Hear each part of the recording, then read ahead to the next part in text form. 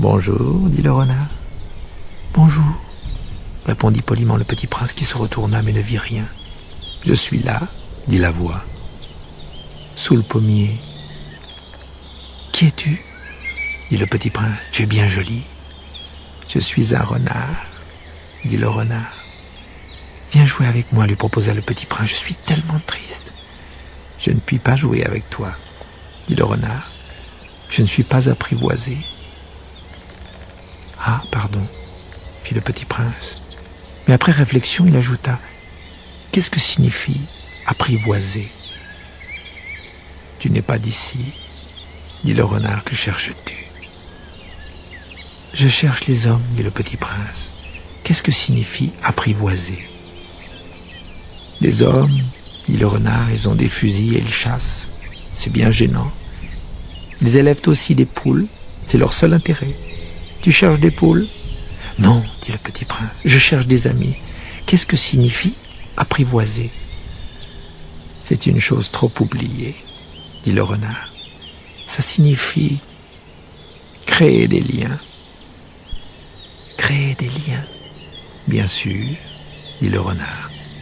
Tu n'es encore pour moi qu'un petit garçon tout semblable à 100 000 petits garçons, et je n'ai pas besoin de toi, et tu n'as pas besoin de moi non plus. Je ne suis pour toi qu'un renard semblable à 100 000 renards. Mais, si tu m'apprivoises, nous aurons besoin l'un de l'autre. Tu seras pour moi unique au monde, et je serai pour toi unique au monde. Je commence à comprendre, dit le petit prince. Il y a une fleur, je crois qu'elle m'a apprivoisé. C'est possible, dit le renard. On voit sur la terre toutes sortes de choses. Oh, ce n'est pas sur la terre, dit le petit prince. Le renard parut très intrigué. Sur une autre planète? Oui. Il y a des chasseurs sur cette planète-là? Non. Ça, c'est intéressant. Et les poules? Non. Rien n'est parfait, soupira le renard. Mais le renard revint à son idée. Ma vie est monotone, je chasse les poules, les hommes me chassent. Toutes les poules se ressemblent et tous les hommes se ressemblent. Je m'ennuie donc un peu, mais si tu m'apprivoises, ma vie sera comme ensoleillée.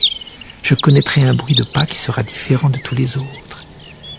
Les autres pas me font rentrer sous terre, le tien m'appellera hors du terrier, comme une musique. Et puis regarde, tu vois là-bas les champs de blé? Je ne mange pas de pain. Le blé pour moi est inutile. Les champs de blé ne me rappellent rien. Et ça, c'est triste. Mais tu as des cheveux couleur d'or, alors ce sera merveilleux quand tu m'auras apprivoisé. Le blé, qui est doré, me fera souvenir de toi. Et j'aimerai le bruit du vent dans le blé. Le renard se tut et regarda longtemps le petit prince. S'il te plaît, apprivoise-moi. Je veux bien, répondit le petit prince, mais je n'ai pas beaucoup de temps. J'ai des amis à découvrir et beaucoup de choses à connaître. On ne connaît que les choses que l'on apprivoise, dit le renard. Les hommes n'ont plus le temps de rien connaître. Ils achètent des choses toutes faites chez les marchands, et comme il n'existe point de marchands d'amis, les hommes n'ont plus d'amis. Si tu veux un ami, apprivoise-moi. Que faut-il faire, dit le petit prince. Il faut être très patient, répondit le renard. Tu t'assoiras d'abord un peu loin de moi, comme ça, dans l'herbe. Je te regarderai du coin de l'œil, et tu ne diras rien. Le langage est source de malentendus, mais chaque jour tu pourras t'asseoir un peu plus près. Le lendemain revint le petit prince. Il eût mieux valu revenir à la même heure, dit le renard. Si tu viens par exemple à 4 heures de l'après-midi, dès 3 heures, je commencerai d'être heureux. Plus l'heure avancera, plus je me sentirai heureux. À 4 heures déjà, je m'agiterai et m'inquiéterai. Je découvrirai le prix du bonheur. Mais si tu viens à n'importe quand, je ne saurai jamais à quelle heure m'habiller le cœur. Il faut des rites.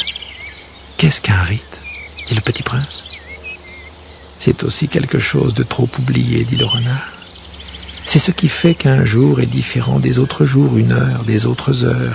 Il y a un rite, par exemple, chez mes chasseurs. Ils dansent le jeudi avec les filles du village. Alors, le jeudi est jour merveilleux. Je vais me promener jusqu'à la vigne. Si les chasseurs dansaient n'importe quand, les jours se ressembleraient tous, et je n'aurais point de vacances. Ainsi, le petit prince apprivoisa le renard.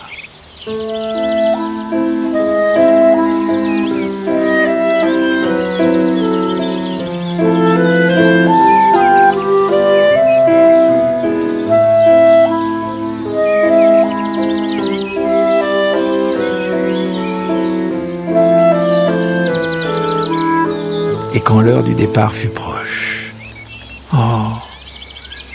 dit le renard, « je pleurerai. »« C'est ta faute, dit le petit prince, je ne te souhaitais point de mal, mais tu as voulu que je t'apprivoise. »« Bien sûr, dit le renard. »« Mais tu vas pleurer, dit le petit prince. »« Bien sûr, dit le renard. »« Alors tu n'y gagnes rien. »« J'y gagne, dit le renard, à cause de la couleur du blé. » Puis il ajouta, « Va revoir les roses.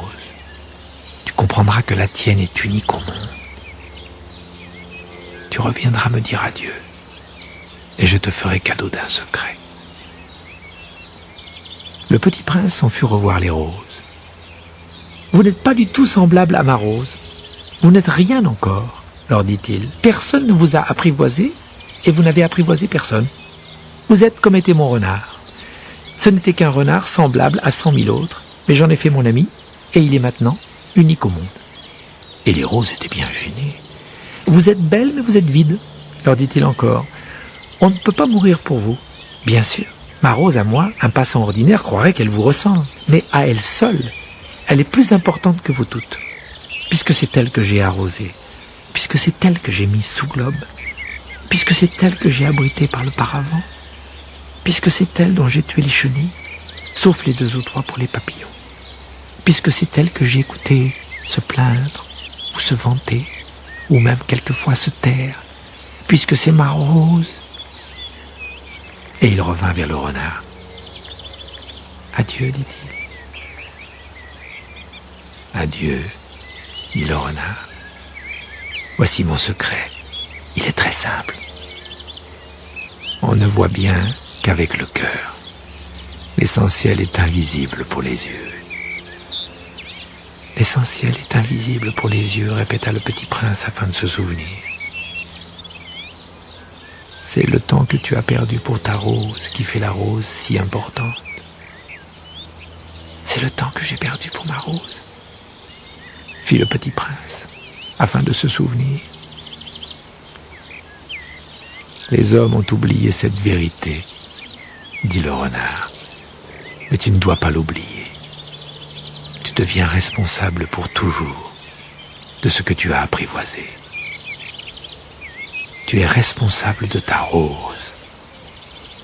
Je suis responsable de ma rose, répéta le petit prince, afin de se souvenir.